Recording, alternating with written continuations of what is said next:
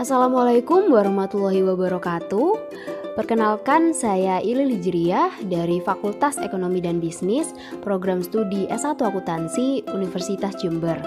Pada kesempatan kali ini, saya akan memaparkan terkait analisis arus kas dari PT Kereta Api Indonesia Persero pada periode 2016 hingga 2020. Baik, untuk analisis arus kas yang pertama yaitu arus kas bebas atau free cash flow. Arus kas bebas atau free cash flow merupakan salah satu alat pengukur pertumbuhan, kinerja keuangan, dan juga kesehatan perusahaan. Nah, dari tabel di atas dapat kita lihat bahwa dari tahun ke tahun, posisi arus kas bebas PT Kereta Api Indonesia mengalami fluktuatif. Pada tahun 2017 sampai dengan tahun 2019, PT Kereta Api Indonesia mengalami pertumbuhan arus kas bebas yang positif. Arus kas bebas yang positif mengindikasikan bahwa perusahaan memiliki kelebihan arus kas bebas, sehingga perusahaan memiliki kesempatan untuk melakukan investasi-investasi baru, membayar hutang, dan lain-lain.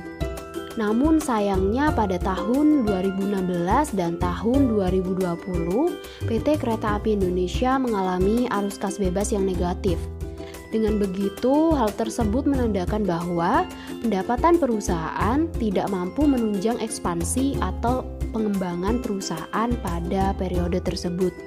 Dengan demikian dapat kita simpulkan bahwa pada tahun 2016 dan tahun 2020 perusahaan tidak mampu menunjang ekspansi bisnisnya karena perusahaan tidak memiliki arus kas bebas yang cukup. Hal ini menunjukkan bahwa perusahaan sedang mengalami kekurangan dana pada periode tersebut. Baik, selanjutnya yaitu terkait rasio kecukupan arus kas. Rasio kecukupan arus kas merupakan metode untuk mengukur kemampuan perusahaan dalam menghasilkan kas yang memadai dari aktivitas operasi seperti untuk menutupi pengeluaran modal, investasi dalam persediaan, dan juga uang tunai dividen.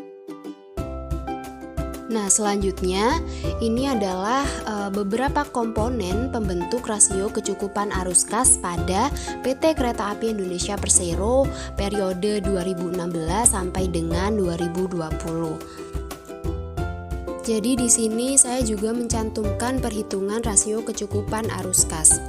Rasio 1 atau lebih tinggi menunjukkan perusahaan dapat memenuhi kebutuhan uang tunai tanpa memerlukan pembiayaan eksternal. Jika rasio ini lebih rendah dari 1, itu berarti perusahaan mungkin harus meminjam untuk jangka pendek pada pihak eksternal atau dengan mengurangi pengeluaran aset tetap atau dividennya.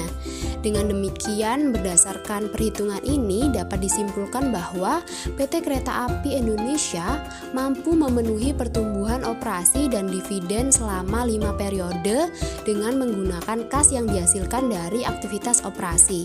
Artinya, PT Kereta Api Indonesia dapat memenuhi kebutuhan uang tunainya seperti pembayaran dividen selama 5 periode tanpa memerlukan pembiayaan dari pihak eksternal. Selanjutnya yang terakhir yaitu terkait dengan rasio reinvestasi kas. Jadi rasio ini adalah ukuran atas persentase investasi dalam aset yang mencerminkan kas operasi yang ditahan dan diinvestasikan kembali ke perusahaan untuk mengganti aset pertumbuhan operasi. Jadi di sini saya juga menyertakan komponen-komponen pembentuk rasio reinvestasi kas beserta perhitungannya. Rasio reinvestasi kas sebesar 7% sampai dengan 11% biasanya sudah dianggap memuaskan. Sehingga berdasarkan perhitungan ini didapatkan hasil sebesar 7,46%. Jadi nilai rasio yang dihasilkan dari analisis reinvestasi kas ini dinilai sangat memuaskan. Dengan demikian dapat dikatakan bahwa PT Kereta Api Indonesia mampu mengelola kegiatan investasinya dengan baik. Baik, mungkin cukup sekian dari saya. Kurang lebihnya saya mohon maaf. Wassalamualaikum warahmatullahi wabarakatuh.